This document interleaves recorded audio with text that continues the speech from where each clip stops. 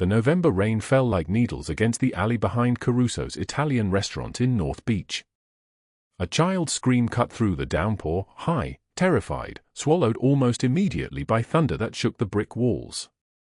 Nora Morales froze, her hand still gripping the trash bag from her shift at the elderly care facility. Her scrubs were stained with oatmeal from breakfast service, her shoe soaked through with water that smelled like oil and rust. She did not hesitate.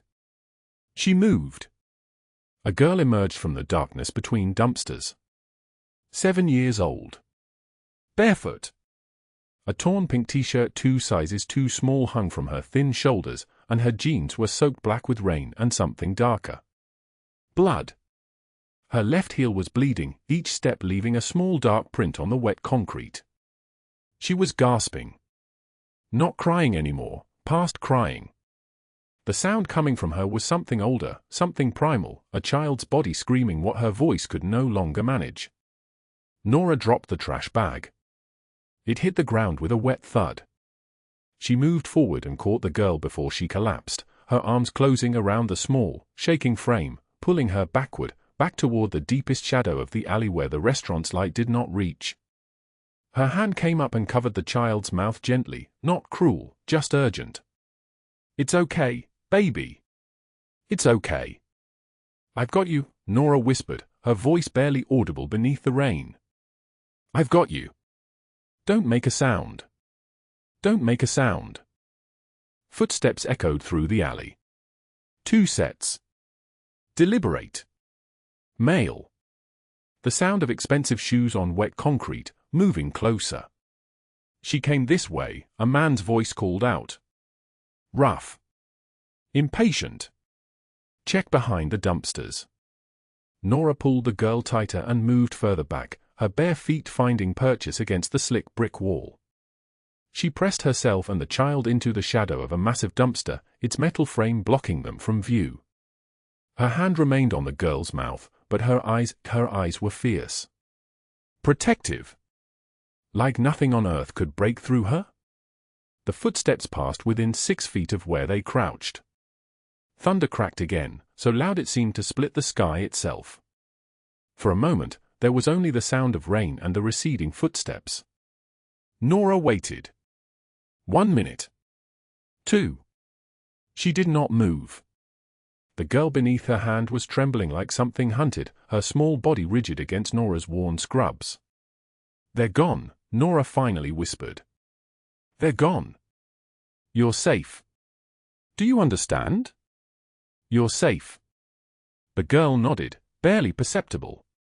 What neither of them knew was that from the second-floor window of the restaurant above, a man stood frozen in the candlelit dining room, a wine glass suspended halfway to his lips. Aleandro Caruso. 42 years old. 6'1".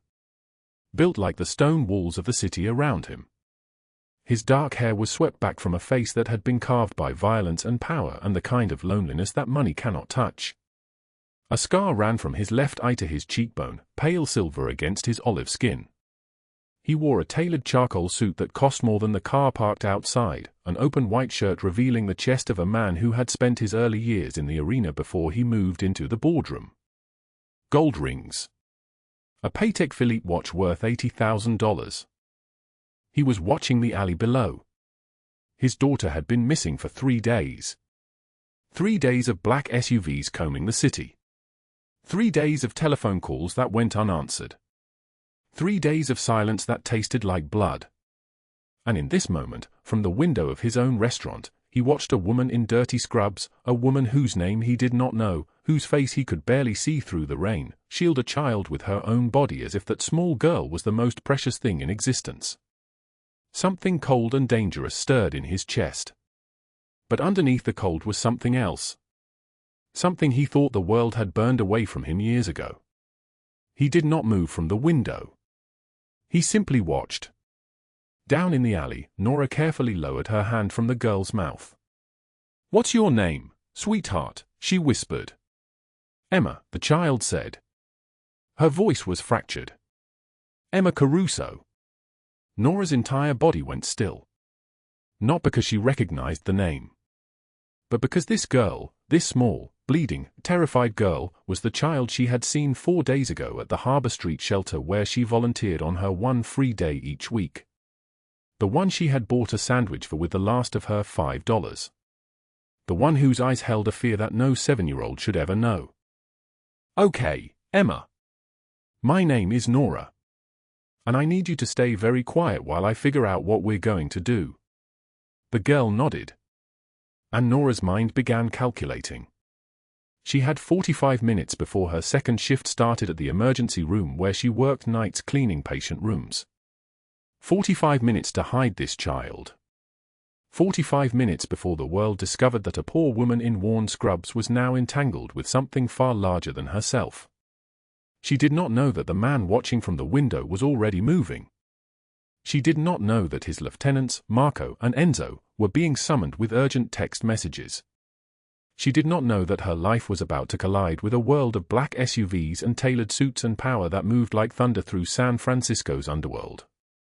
She only knew that this child was bleeding and terrified and that every instinct in her body was screaming to protect her. Hours earlier, Nora had been counting. Not days or hours, but dollars. Specific dollars. The exact amount she had left in the world sat in a mason jar on her kitchen shelf. $17.43. $17.43 to last until next Friday when her caregiver check would arrive. $5 of that she could not touch, it was for emergencies. That left $12.43 for food and transportation for 6 days. Her apartment was a studio in the Tenderloin, 217 square feet of peeling paint and a window that faced an air shaft where sunlight never reached. She had lived there for 14 months. The rent was $1,500 a month, which meant she worked 2 full-time jobs just to pay for the walls. Everything else, food, medicine, the debt, came from calculations so precise they could slice like a blade. She worked double shifts. 6 in the morning to 2 in the afternoon at Mercy General as a certified nursing assistant. 2 o'clock to 11 at night cleaning medical record storage rooms in the basement of the same building. Between shifts, for $6 an hour, she volunteered at Harbor Street Shelter. That meant she went without sleep on Thursdays, her only full day. But the money still was not enough. It would never be enough. The reason was her sister. Lucia. 23 years old. Diagnosed with stage 3 ovarian cancer 18 months ago in a city where Lucia had no insurance, no job, no savings. Just debt. The kind of debt that metastasized like the cancer itself. $30,000 in medical bills. Growing. Compounding. Impossible. Nora was paying it with her body. With her time. With years she was burning down to ashes in the pursuit of saving someone else's life. The morning Emma appeared in the alley, Nora had been at work for 4 hours already, helping residents with breakfast, with bathing, with the 1,000 small indignities that old age carries. Mrs. Chen had called her by her dead daughter's name 3 times.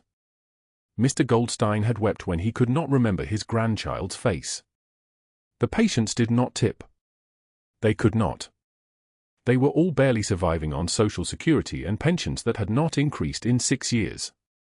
Nora had not eaten breakfast. She had not eaten lunch. She had eaten what the patients left behind on their trays, a half piece of toast, 3 bites of scrambled eggs, the crust of a sandwich that someone else's mouth had touched. This was normal. This was how she survived. The worn prayer card in her jacket pocket was from her mother. Faded. Water-stained from 1,000 times she had held it. Santo Antonio, protector of lost things. Her mother had pressed it into her palm the day she left San Juan for California, 14 years ago, when Nora was still a girl with hope and a passport and the belief that America was a place where poor people could become something other than ghosts. She carried the prayer card everywhere. It weighed nothing.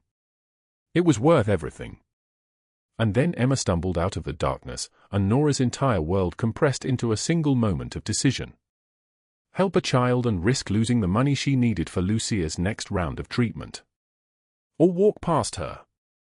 Pretend she never saw her. She pulled the girl closer and whispered, "Come with me." The rain continued to fall. And somewhere above them, in a candlelit restaurant worth $4 million, a powerful man stood at a window and made a decision that would shake the foundations of San Francisco's underworld. Before we continue, if this story is hitting your heart right now, drop a like on this video. Share it with someone who needs to hear it. Subscribe so you don't miss what's coming tomorrow, because what happens next will absolutely change everything. Now let us go back to the beginning. Let us understand how a woman with $17 to her name became the only thing standing between a crime boss and complete destruction. 3 days before the rain came, Nora Morales woke at 5 in the morning in a studio apartment where the wallpaper peeled in long, deliberate strips, like the building itself was shedding skin it could no longer bear. The walls were the color of old teeth. The window faced an alley where someone's broken refrigerator leaked brown water onto cracked concrete. She did not turn on the lights. She knew every inch of this place in darkness. Her rent was $847 a month. She made $1,700 working double shifts. The math was simple, like a blade. $847 for rent. $230 for groceries she did not really eat. $90 for her phone that rang exactly once a month when her sister Maria called from Puerto Rico. The remaining money, every dollar, every cent, went into a wire transfer that left San Francisco on the 1st of each month and arrived in San Juan with $1,243 left over, money that was supposed to last until the next payment. Money that was supposed to keep her sister alive. Maria needed $22,000 in 2 weeks. $22,000 for a surgery that insurance would not cover. $22,000, or the tumors in her lymph nodes would spread, and Maria would die at 31, the same age their mother had died, as if death in their family was not a random thing but a scheduled appointment on a calendar they could not change. Nora touched the prayer card on her nightstand. Santo Antonio, protector of lost things. The card was water-stained and dog-eared from 14 years of being held. Her mother had given it to her the day she left for California, pressing it into her palm with a grip that said everything her mouth could not say. Her mother had been afraid. She had known she would not live to see Nora become a woman. She rose and dressed in silence. The bathroom mirror showed her a face that did not belong to her anymore. The woman looking back was 29 but looked closer to 40. The skin under her eyes was the color of old bruises. Her hair, which had once been black and straight, now had threads of silver running through it like metal wire. She did not recognize herself. She had stopped recognizing herself somewhere on a Greyhound bus 14 years ago, heading west with nothing but this prayer card and a passport and the belief that America was a place where poor people could become something other than ghosts. She touched the card again and whispered in Spanish, words her mother had taught her. Then she left the apartment, stepped into the San Francisco morning, and moved through the world like a ghost that had learned to walk. Mercy Heights elderly care home smelled like antiseptic and sadness, like all hospitals smell, like human bodies failing at a molecular level. Nora clocked in at 6 in the morning. Her shift supervisor, a woman named Patricia who had worked at Mercy Heights for 18 years and had stopped smiling somewhere around year 3, nodded at her without speaking. The first resident Nora tended to was Mrs. Chen, 84 years old, lucid on Tuesdays and Thursdays, elsewhere on all other days.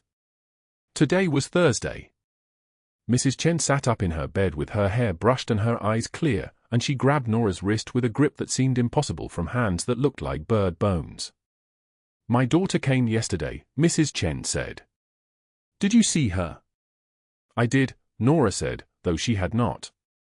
Mrs. Chen's daughter came once every 6 months and stayed for 8 minutes. "She brought my granddaughter. 7 years old. She has my eyes. Do you know what she said to me?" Mrs. Chen's grip tightened. "She said, 'Grandma, why don't you come home?' And I did not know how to tell her that home is a place you cannot go back to." Nora brought her hand to Mrs. Chen's. "I know," she whispered. The morning continued like this, moment after moment of small intimacies with people who were being erased. By 2 in the afternoon, when Nora's first shift ended, she had changed 17 bedpans, fed 8 residents who could no longer feed themselves, and comforted a 91-year-old man named Robert who had called her by his dead wife's name for 40 minutes straight. She did not correct him. His wife had been dead for 11 years. Those 40 minutes with the ghost of her were probably the kindest thing anyone would do for him that day. In the staff bathroom, she did not eat lunch. She sat on the toilet and counted the money in her pocket. There was a $5 bill, 3 ones, and 75 cents in coins. $17.75. This was what she had left after wiring $800 to Maria yesterday. $800 that brought the total she had sent in the past 3 weeks to $4,200. She was a quarter of the way there. $18,000 away from her sister living. She touched the prayer card. It was soft from handling, soft like skin. At 3 in the afternoon, she clocked back in for the second shift. There were leftovers in the kitchen from the patient's lunch trays. A half slice of wheat toast. 3 bites of scrambled eggs still warm in a metal container. The crust of a sandwich that someone else's mouth had touched. She ate these things standing in the corner of the kitchen where Patricia could not see her. She did not taste them. She simply consumed them like fuel, like her body was an engine that required material to keep running. By 11 at night, when her second shift ended, Nora had not eaten a meal she had purchased. She had not drunk anything but water from the tap. She had walked 15,000 steps pushing a cart full of clean linens, had listened to 4 resident stories, had held the hand of a dying woman named Margaret who was terrified of the darkness coming. Nora sat with her for 20 minutes after her shift ended, unpaid time, and whispered, "The darkness is not empty. Your children are there. Your husband is there. You will not be alone." Margaret squeezed her hand once and then let go, and Nora understood that something had shifted, that Margaret was beginning to leave. She walked through the parking lot at 11:30 at night. The November air was warm and still. No wind yet. No rain. The sky was clear enough to see stars, which was a miracle in San Francisco, which hardly had a sky at all, just layers of fog that pressed down like a lid on a coffin. Nora's car was a 2007 Honda Civic that leaked oil and made a sound like a wounded animal when the transmission shifted. She sat in the driver's seat and did not start the engine. She simply sat in the darkness and felt the weight of it pressing against her chest, and she thought about Maria lying in a hospital bed in San Juan, Maria who had raised her after their mother died, Maria who had held her through 2 boyfriends who destroyed her, Maria who was dying because she was poor and because the world does not care if you die as long as you die quietly. She started the car and drove toward the Tenderloin, toward her studio apartment with peeling walls, toward the prayer card on her nightstand. What she did not know was that 3 blocks away, in a candlelit restaurant in North Beach that served only to people whose names appeared in certain phone books, a powerful man was standing at a window and looking at a photograph. The restaurant was called Caruso's. Every table was mahogany. Every candlestick was silver. The wine cost more per bottle than Nora made in a week. In the back corner, in a booth that was more private than most bedrooms, Aleandro Caruso stood at a window that looked out onto Columbus Avenue, and in his hand he held a photograph of a 7-year-old girl with his eyes and his mother's mouth. Emma. 3 days missing. 3 days of silence. Aleandro was 6 foot 2 inches tall and built like something carved from stone. His suit cost $4,000. His watch cost $16,000. He was 51 years old but looked dangerous in the way that only certain men look dangerous, not because of muscles or scars, though he had both, but because of the specific way his eyes moved, like he was always calculating distance and velocity and whether someone was worth keeping alive. A scar ran from the corner of his left eye to his cheekbone, a thin white line that was almost delicate if you did not know what it represented. He had received this scar from his brother, Marco, a different Marco, his blood brother, his only family, during the night when Marco had decided to sell information to the Slovenes for money and the promise of a better territory. Aleandro had cut him and then cut him again, and Marco had bled out on a warehouse floor while Aleandro stood over him and felt nothing, which was worse than feeling everything. That was 18 years ago. The Marco standing beside him now was a different man entirely. This Marco had been with Aleandro for 16 years. He was 47, muscular, with grey beginning to spread through his beard like ash. He wore a suit that cost $2,000, which meant it cost more than some people's monthly salary. His job was loyalty. His job was to stand beside Aleandro and to not ask questions. The police called again, Marco said quietly. They found nothing on the east side. The Slovenes say they do not have her. The Colombians say they do not have her. Where do they have her? Aleandro's voice was like thunder, like solid things. There are only so many places in this city where a child can disappear. Enzo was the third man in the booth. He was younger, maybe 35, with the kind of handsome face that made people underestimate him. His job was to make sure Aleandro never had to raise his voice. His job was to solve problems before they became worse. We are looking in the wrong places, Enzo said. Whoever took her does not want ransom. They want leverage. They want you to know that she is gone. They want you to feel powerless. They are succeeding, Aleandro said, and that word, powerless, seemed to crack something inside him. He set the photograph on the table. Emma smiled up at him from a school picture taken 3 months ago, back when she was still living in the penthouse apartment, back when she had security, back when Aleandro could control everything that touched her life. Back when he believed that being the most dangerous man in San Francisco meant he could protect his daughter from danger. You trusted your brother once, Marco said, and the words came out slow, each one deliberate. You chose mercy then, and he betrayed you for money. You learned something that night. You learned that mercy is a weakness that people exploit. You know what you need to do now. Aleandro closed his eyes. She is 7 years old, Marco. I have already lost everything that matters once. I do not intend to lose it again. Outside, the fog began to roll in. The November night was warming up to something else. The pressure was changing. Something was coming. In 3 hours, the rain would begin. It would fall for 4 days straight. It would drive people indoors. It would create shadows in alleys and corners and abandoned warehouses where lost children could hide and where decisions that changed the entire shape of the future could be made in darkness. But in this moment, in the candlelit booth at Caruso's, neither Aleandro nor Marco nor Enzo knew what was coming. They only knew that Emma was gone.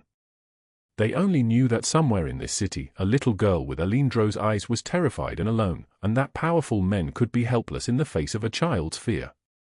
Aleandro picked up the photograph again. He stared at his daughter's face for a long moment. Then he folded it in half and put it in his jacket pocket, close to his heart, where it would stay for the next 72 hours while the city filled with rain and while a woman with $17 in her pocket made a decision that would change everything. The November rain came down like a blade wrapped in ice, and Nora Morales had nowhere to hide. Her thin jacket, the one she'd worn for 3 winters, stuck to her skin as she hurried toward the bus stop on Mission Street. The fluorescent light from the 24-hour laundromat behind her cast everything in a sickly yellow glow. Somewhere down the street, a car alarm wailed and died. She was almost there. Almost safe. Almost home. Then the headlights found her. A black pickup truck, oversized and aggressive, pulled hard to the curb. The engine cut out. The driver's door opened. Douglas Hale stepped into the rain like he owned the sidewalk, like he owned her, like everything that had ever been broken between them was still his to break again. He was 6'2", the kind of tall that had once meant something to her, back when she thought size was the same thing as strength. His college football career had ended 15 years ago, but he still carried the body of a man who believed his muscles could solve anything. Expensive watch on his wrist, a Rolex, inherited money from his mother, caught the streetlight. His crooked smile had never reached his eyes, not once in the 3 years they'd been together. Nora, baby. His voice came out honey-sweet, the way it always did at the beginning. I've been looking everywhere for you. You can't just leave me like this. We had something special.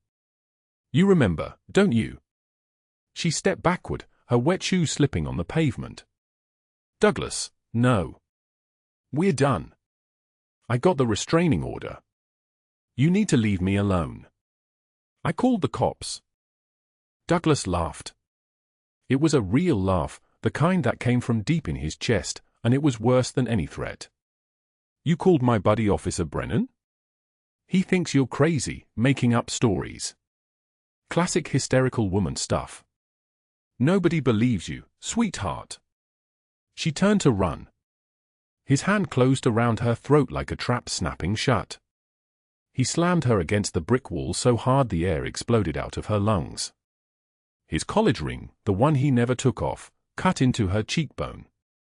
Blood spilled warm and bright down her face. She tried to scream, but his grip tightened, and instead she made a sound like a broken animal, high and helpless. He pulled his right fist back. When it came with all his weight behind it. Her left eye imploded with pain. She saw white and then red and then nothing but his face, twisted with something that might have been love once and was now just rage. He wrapped both hands around her throat, his thumbs pressing into her windpipe, choking her until black spots bloomed across her vision like flowers opening in fast motion. You think you can embarrass me? His voice was a whisper now, intimate, poisonous. Make me look like a stalker? You're nothing, Nora. You're nobody. He threw her into the alley puddle the way someone throws away garbage. She landed hard on her ribs, the wind knocked completely out of her. His pickup truck roared away, tires spraying dirty water across her broken body. She lay there for a moment. Or maybe it was longer. Time had become something strange and unreliable. Her left eye was swelling shut so fast she could feel it happening, the pressure building behind her eyelid like a fist pushing out from the inside. Her throat burned. She touched her neck and her fingers came away wet.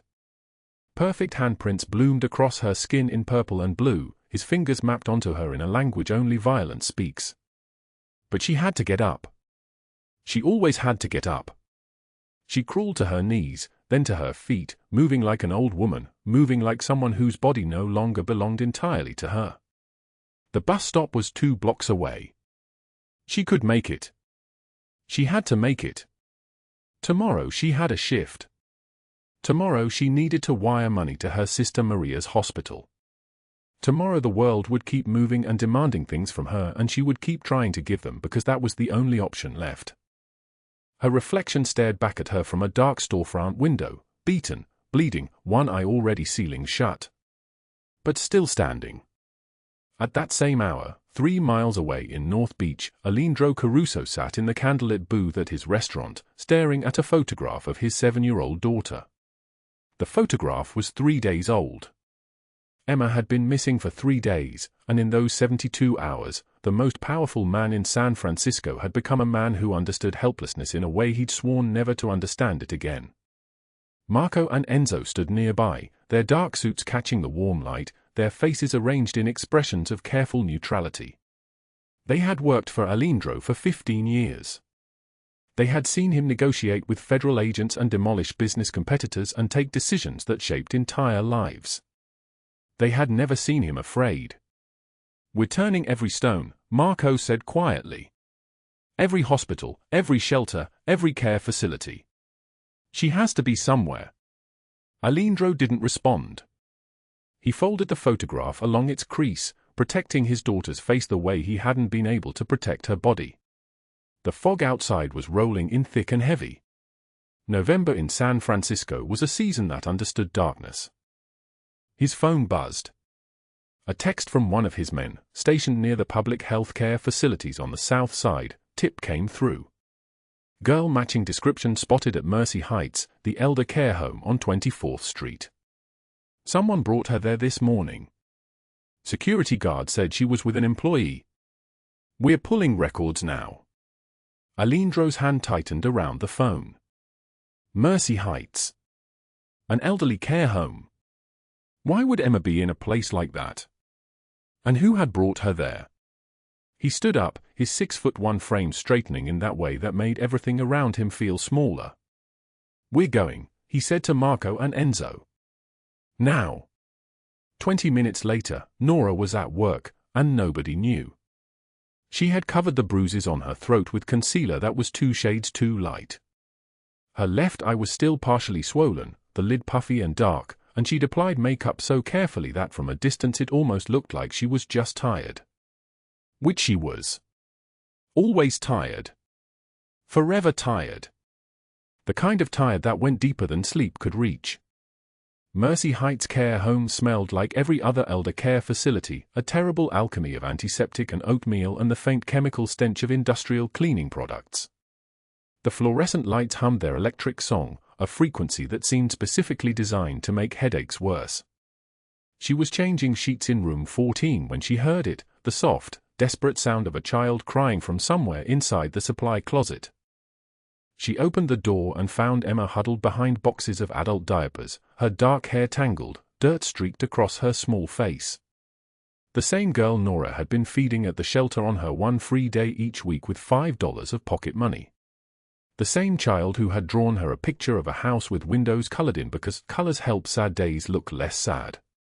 Nora dropped to her knees despite the pain it sent through her ribs. "Emma, baby, what are you doing here? Who hurt you? Where's your family?" Emma's small voice came out in pieces. "He's looking for me. The bad man. I ran away from his house, but he'll find me. He always finds me."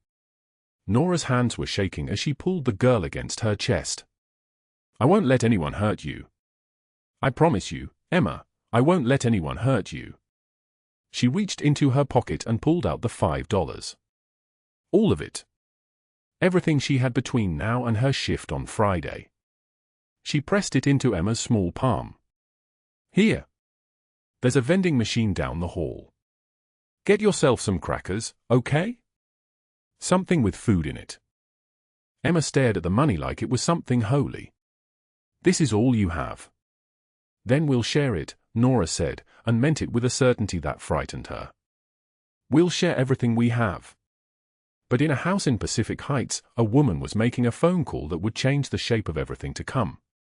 Cordelia Blackwood was 60 years old and preserved like a museum piece, white hair arranged in a perfect chignon, pearls at her throat worth $200,000, sitting in a room where every photograph documented for generations of San Francisco high society.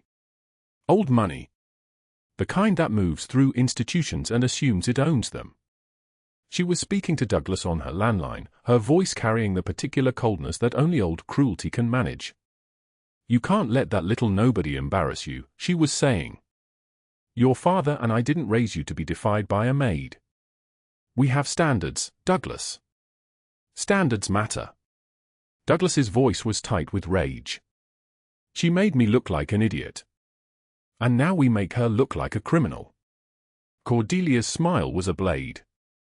"I know about the child. My philanthropic connections at the shelter told me all about her. 7 years old. An interesting asset. The girl is valuable leverage, Douglas. And if the maid is harboring her, protecting her, then we can weaponize that protection.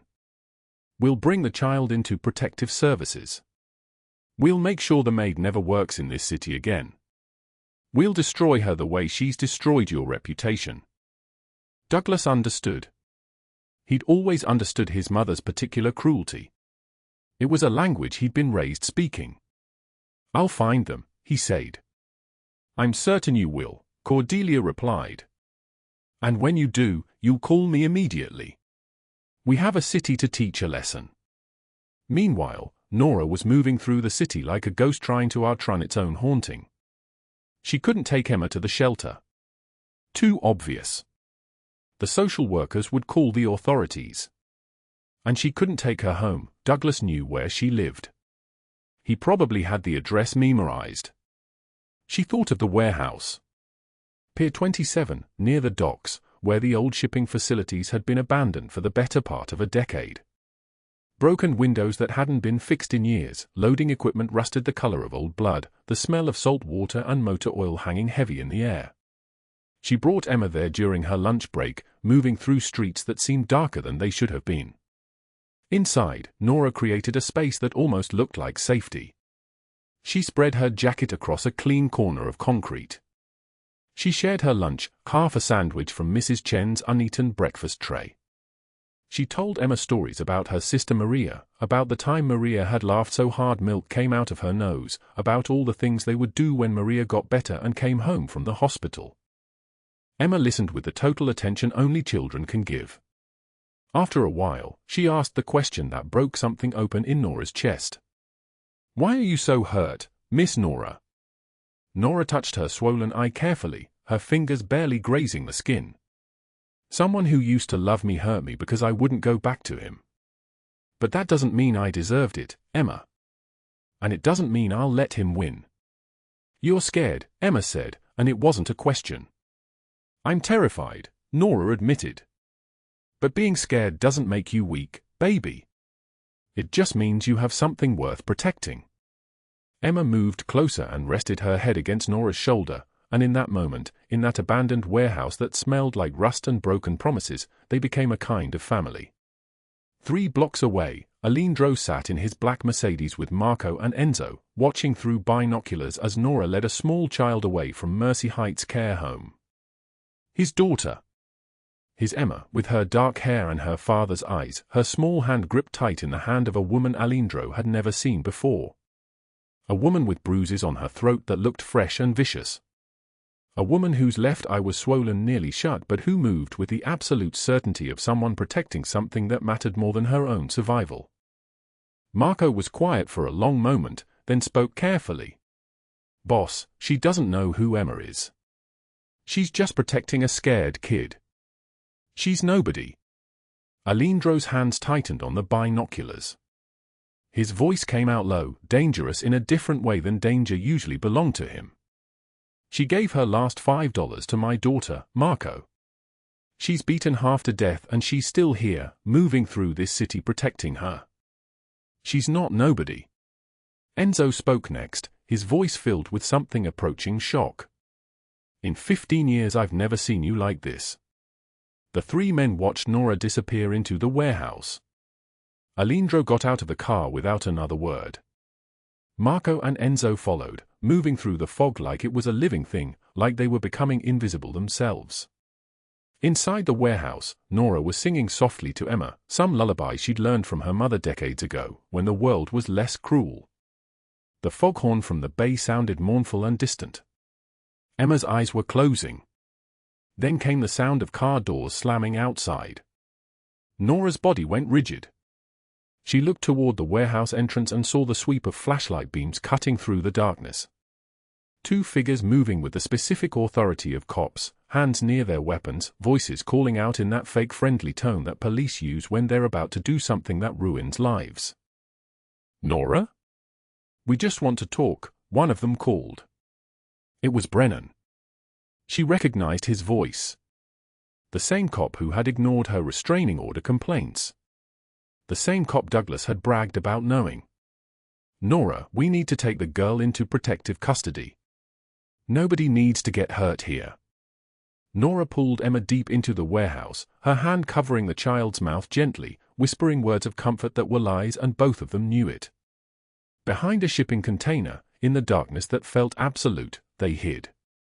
"We can do this easy or hard," Brennan was calling out now, his voice echoing off metal and concrete. "You're wanted for questioning in a kidnapping. Assault on Mr. Hale. Child endangerment. It's a long list, Nora." "I'm not endangering her." Nora's voice came back, stronger than she felt. "I'm protecting her." "From who?" Torres, the other officer, moving closer now, his flashlight beam sweeping toward their hiding place. "You're the only criminal here.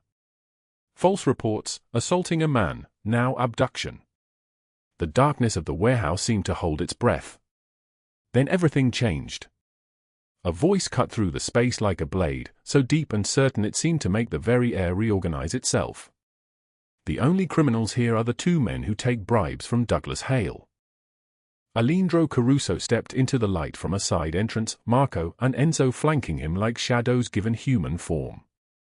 He wore a cashmere coat that cost more than Nora made in 6 months.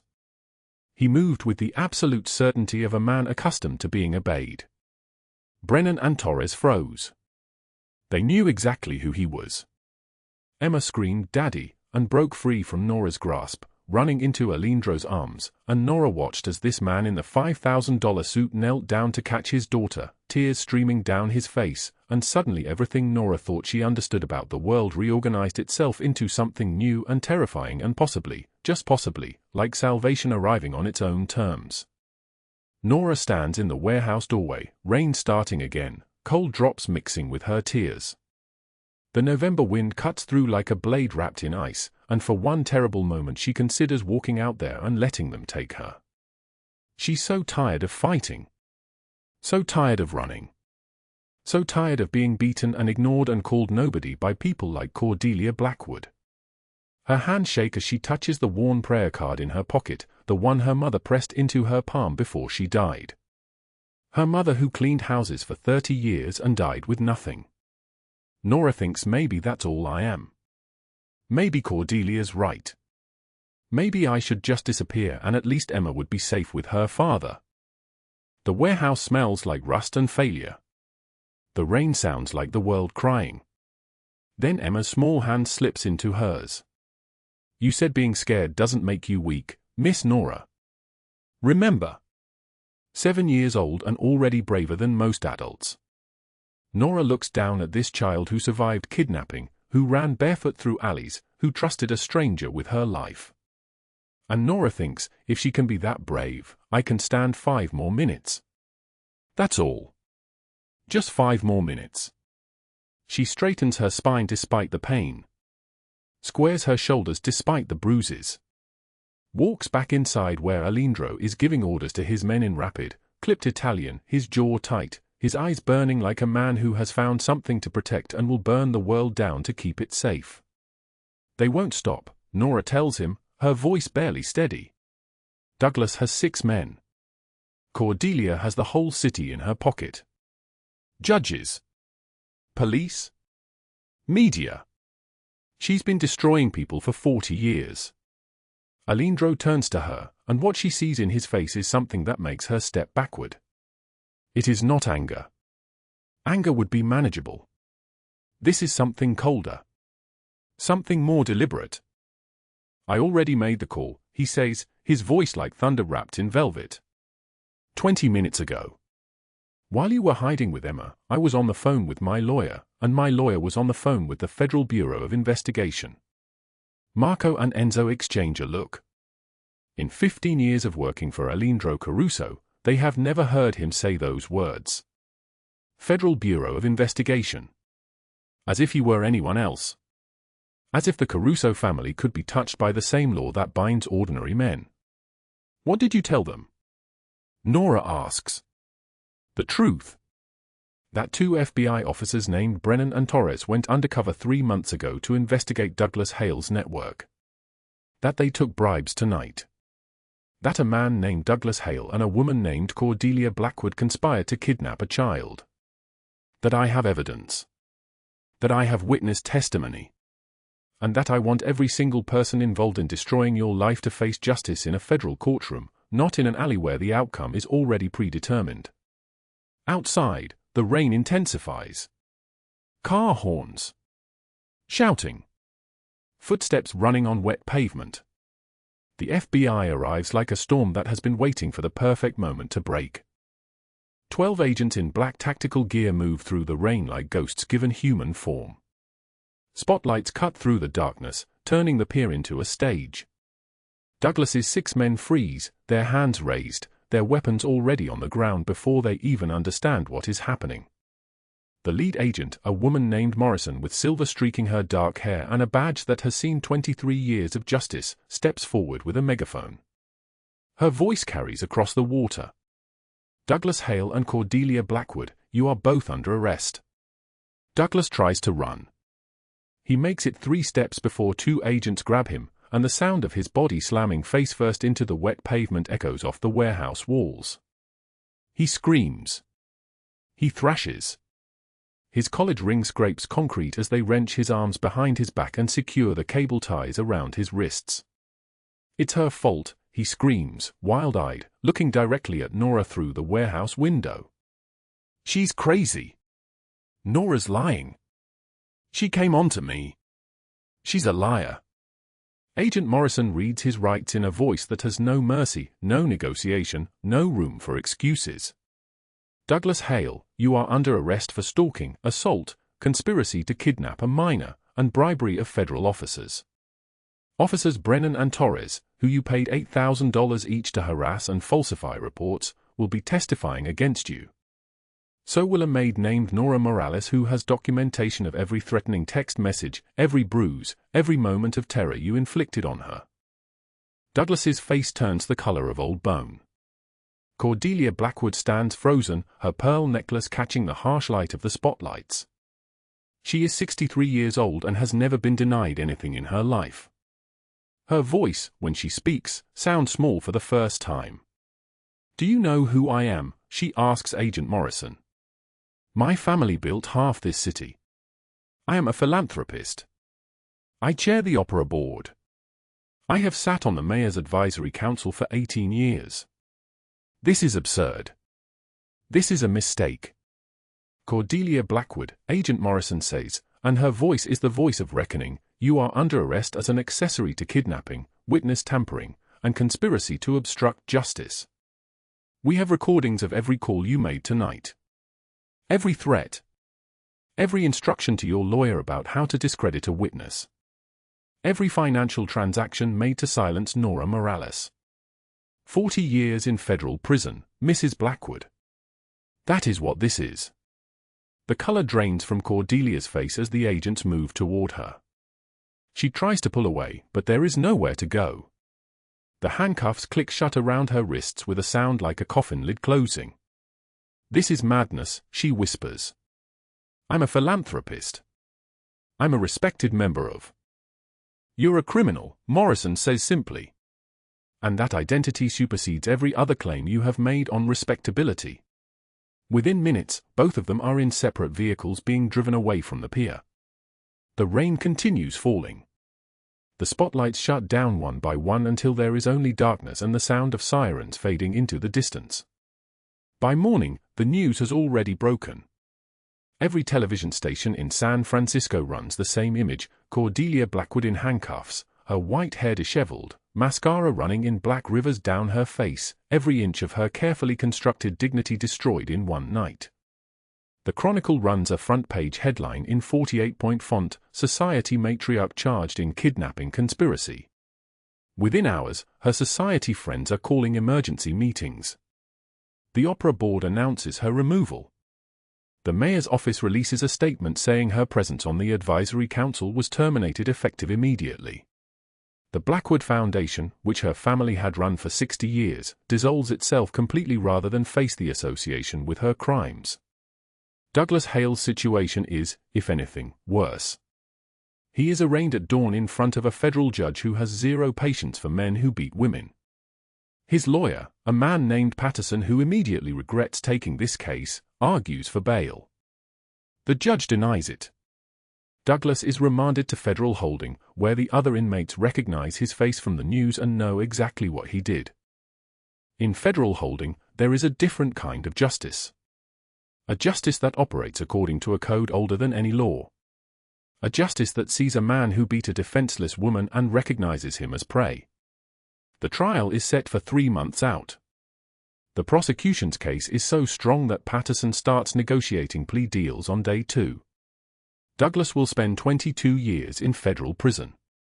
Not the $8,000 he paid to corrupt cops, but 2 decades locked in a cell with men who have sisters and daughters and mothers who look like Nora Morales. Meanwhile, Nora is still inside the warehouse with Aleandro and Emma. The child clings to her father, but her eyes keep finding Nora. The look in those eyes is a question: are you leaving too? Will you disappear like everyone else?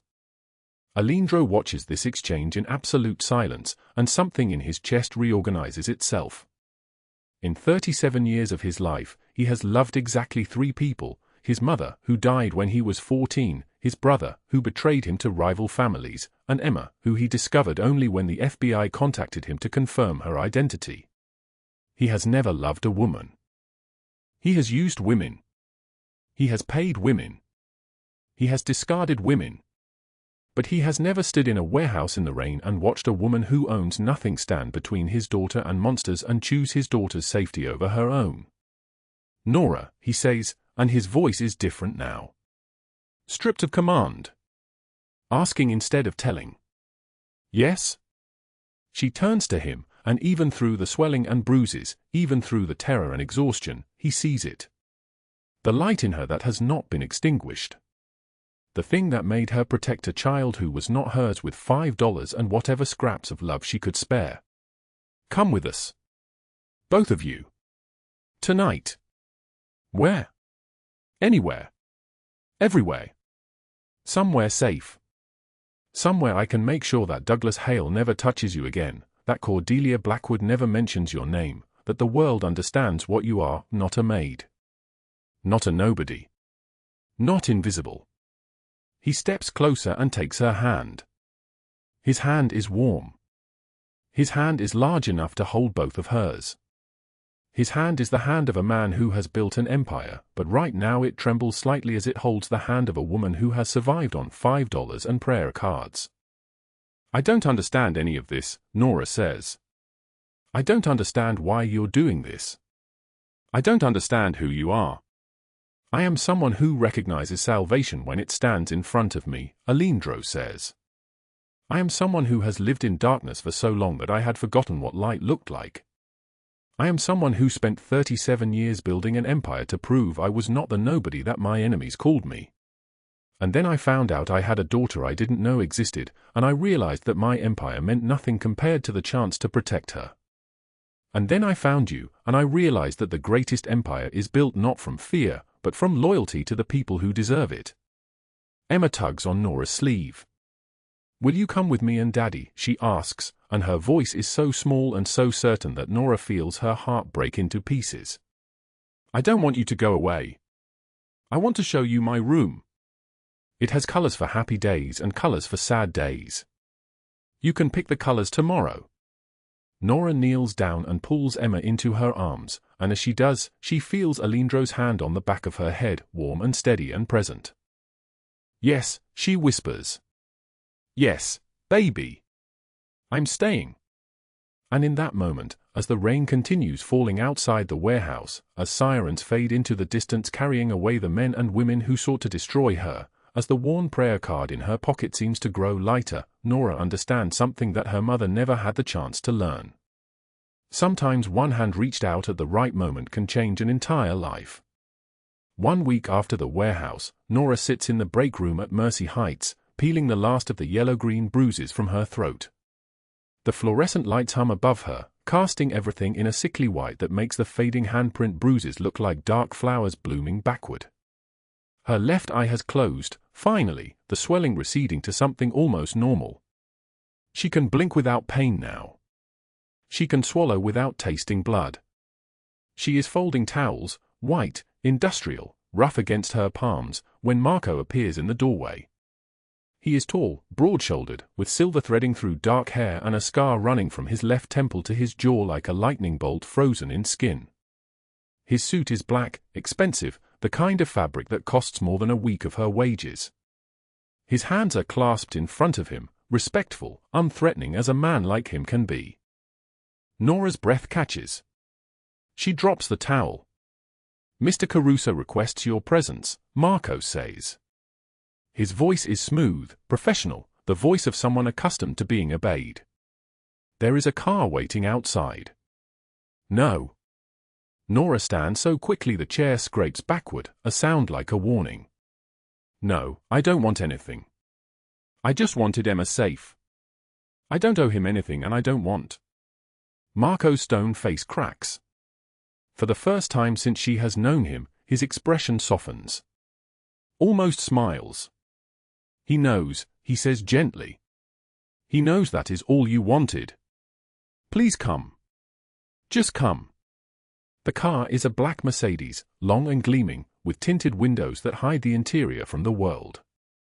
Nora sits in the back seat, her hands shaking, watching the city pass through the darkened glass. San Francisco unfolds in shades of gray and gold. Rain threatens in the clouds overhead, that November rain that cuts like a blade wrapped in ice. The driver says nothing. Marco sits in the passenger seat, his presence a reassurance she did not ask for. They drive to North Beach, to the Italian restaurant with the candlelit tables and the gold lettering on the window. The place smells like garlic and wine and rosemary, like generations of family meals and secret conversations conducted in corners where no one could hear. Nora has never been inside a restaurant like this. Her temples pulse with anxiety. Marco leads her through the dining room, past tables of men in tailored suits and women wearing jewelry that gleams like ice. Opera plays from hidden speakers, something tragic and beautiful in Italian. They walk to the back, to a private booth separated from the rest of the restaurant by a burgundy velvet curtain, and there sits Aleandro Caruso. He stands when she enters. He is wearing a white shirt with the first 3 buttons undone, exposing the top of his chest, a cashmere coat draped over the back of the booth that probably costs more than everything she owned before the warehouse. His dark hair is swept back from his face. The scar running from his right eye to his cheekbone catches the candlelight. He looks like a man who has commanded empires and broken them, and when he looks at her, his expression is so gentle it breaks something inside her chest. Emma sits beside him, coloring in a book with crayons, yellow and blue and green, the colors of happy things. She looks up and her entire face transforms. "Miss Nora." Emma jumps from the booth and wraps her small arms around Nora's waist. "You came. You came." Nora kneels and pulls the girl close, breathing in the smell of her hair, shampoo, and innocence and life. "I came, baby girl," she whispers. "I'm here." "Please sit," Aleandro says. His voice is rough, textured with something that sounds like gratitude or grief or both. There is warm bread on the table, and olive oil in a small ceramic dish, and glasses of water with lemon floating in them. Emma settles back into the booth beside her father and continues coloring. The crayon scrapes softly against the paper. Nora sits across from Aleandro. The booth is small enough that she can feel the warmth radiating from him, can see the rise and fall of his chest, can count the lines around his eyes. "I owe you everything," he says, "and I have repaid you with nothing. You saved me." Nora's voice trembles like a candle in the wind. "You stopped Douglas. We are even. More than even." Aleandro slides an envelope across the table. It is thick, cream-colored, expensive. "Open it," he says. Nora's hands shake as she opens the envelope. Inside is cash. $22,000 in $100 bills. Behind the money is a letter, typed on heavy paper with the Caruso Foundation letterhead embossed at the top. She reads the first line and stops breathing. "Your sister Maria's surgery is scheduled for 2 weeks, Aleandro says quietly. The hospital has been paid. The surgeon is the best on the West Coast. She will recover fully. After the surgery, there is another $50,000 in the envelope for you, to replace what you gave, to rebuild what was taken, to breathe without counting every penny." Nora cannot speak. Tears stream down her face. "There is also a position, if you want it," he continues. "Managing Director of the Caruso Foundation. $75,000 per year, full benefits, a home in a safe neighborhood, education assistance for any family members who need it. The job is real. The work matters. People like you, people who have nothing, people who are barely surviving, we help them. That is what the foundation does." Emma tugs on Nora's sleeve. "Say yes," she whispers. "Say yes so you can help people like Daddy helped you." Nora looks at the money in her hands. She looks at Aleandro across the table. She thinks of the worn prayer card in her pocket, the one her mother gave her before she died, the one that has been the only thing keeping her tethered to hope. "I can't accept this," she says. Her voice breaks. "Why would you help me? I'm nobody. I'm just a maid. I'm nobody." Aleandro leans forward.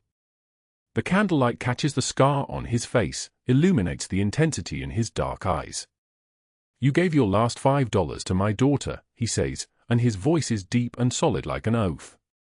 "You took a beating that should have killed you, and you still protected her. You are not nobody. You are the opposite of nobody. You are the reason I still believe in redemption. He pauses. Emma has stopped coloring. She is watching her father with an intensity that seems impossible for a 7-year-old.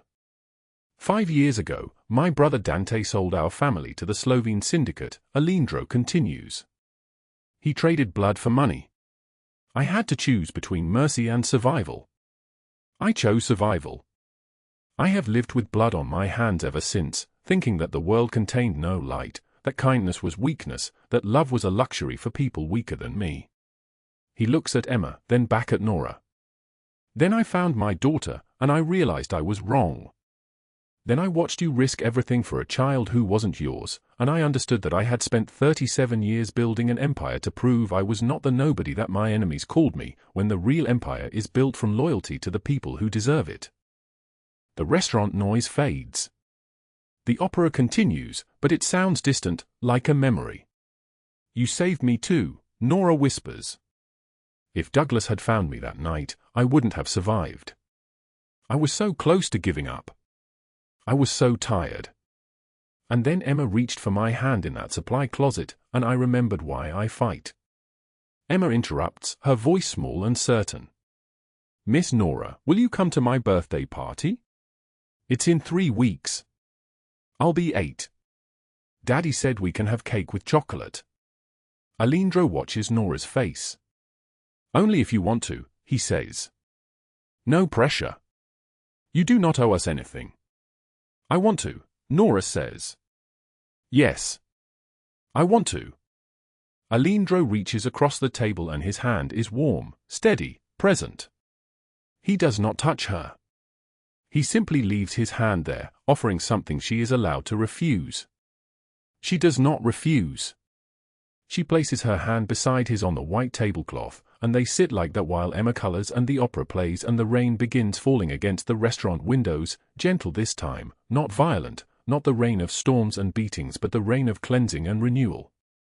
When they leave, Marco is waiting by the car. Aleandro walks Nora to the street, and the cool November air wraps around them like a blessing. If you ever need anything, he says, you call me. I mean anything. You are family now. Nora touches the worn prayer card in her pocket. She thinks of her mother, of all the nights she whispered prayers into darkness, of all the times she believed that mercy was dead and the world was only cruelty. Thank you, she whispers. The rain falls gently. The prayer card grows lighter in her pocket, as if the weight of everything she has carried is finally being lifted. 6 months later, Maria walks out of the hospital on her own 2 feet, no wheelchair, no crutches, just the strength she lost to illness slowly returning like a tide coming in. Nora stands beside her, and she is wearing professional clothes, a tailored blazer in navy blue, a white blouse, shoes that do not have holes in the soles. She is the managing director of the Caruso Foundation, and her office overlooks the San Francisco Bay. Emma is in school now, thriving, her nightmares receding. She brings home report cards covered in gold stars and tells stories about her teacher and her friends. She is learning to read, and Aleandro reads to her every night before bed, his deep voice gentle as he moves through fairy tales and children's books, his powerful hands turning pages with infinite care. Nora watches them sometimes, from the doorway of Emma's room. Aleandro sitting on the edge of the bed, Emma curled against him, his arm around her shoulders. She has seen him make men weep with fear. She has seen him command rooms with a single glance. But this is his greatest power, his ability to love without condition, to protect without demand, to offer safety to people the world told him he should destroy. Meanwhile, in a federal penitentiary 40 miles away, Douglas Hale sits in a cell wearing orange. 40 years, the judge said. 40 years for assault, for stalking, for conspiracy with corrupt officers. His cellmates know what he did. They know he beat a woman until her eye swelled shut. In a place where strength is the only currency that matters, his crime is the only thing that condemns him. He will spend 40 years surrounded by men who consider him worthless. Cordelia Blackwood sits in a different facility, grey roots showing in her carefully maintained white hair. No pearl necklaces. No designer dresses. She scrubs floors on work detail, and her former friends do not return her calls. The video of her speaking to corrupt officers, of her laughing about destroying a maid's life, spread across the internet like wildfire. By the time the authorities moved against her, 2 million people had seen it. Her name became synonymous with cruelty, with entitlement, with the casual evil of the wealthy. She is still wealthy, still powerful in some ways, but she is also erased. No one will hire her. No one will speak to her. No one remembers her name except as a symbol of justice finally catching the powerful. But this is not the story of Douglas Hale or Cordelia Blackwood. This is the story of Nora and Aleandro and Emma. At the Italian restaurant in North Beach, at the private booth with the candlelit tables, they celebrate Emma's 8th birthday. The cake is chocolate, as promised, with 8 candles burning like tiny flames. Nora sits beside Emma. Aleandro sits across from them, and when he looks at Nora, something in his expression shifts, a tenderness that Marco and Enzo, standing discreetly by the entrance, have learned to recognize as transformation. Emma blows out the candles. Everyone claps. The sound echoes through the private booth, and for a moment it is just the 3 of them, a family assembled not by blood but by choice, by the small moments of courage that compound into lives rebuilt. Nora touches the worn prayer card in her pocket. She can feel it still there, worn soft by her fingers, the edges frayed by years of carrying it close to her heart. Her mother died believing that mercy was impossible, that the world was only cruelty and hunger and darkness. But her mother was wrong.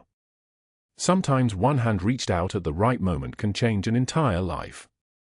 Not just the life being saved, but the life doing the saving, because we are all bound by the moments we choose courage over fear, compassion over cruelty, and hope over despair. If this story moved your heart, drop a like right now. Share it with someone who needs to remember that their worth is not measured by their bank account or their job title, but by the love they give and the people they protect. Subscribe, because tomorrow we have another story about people who refuse to give up when the world told them they were nothing. Comment below, what would you have done in Nora's place? We read every single comment.